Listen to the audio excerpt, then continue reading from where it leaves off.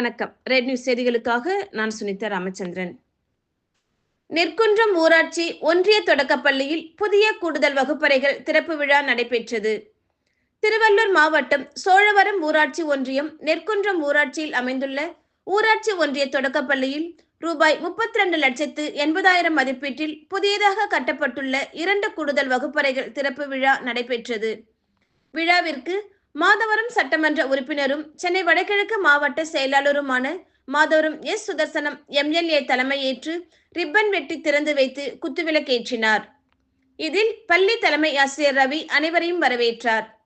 சோழவரம் தெற்கு ஒன்றிய செயலாளரும் முன்னாள் சோழவரம் ஒன்றிய குழு துணை பெருந்தலைவருமான மீ. கருணாகரன், நெற்குன்றம் ஊராட்சி கிராம பெரியோர்கள் துரைசாமி, மாதவராவ், வெங்கடேஸ்வரலு ஆகியோர் முன்னிலை வகித்தனர்.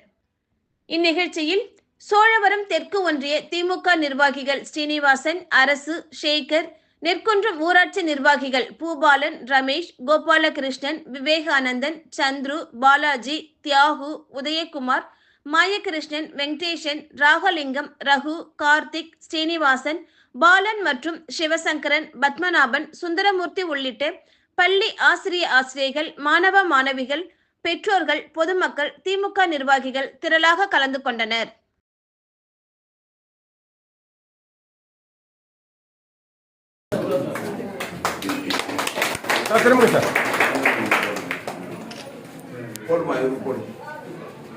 போடுங்க.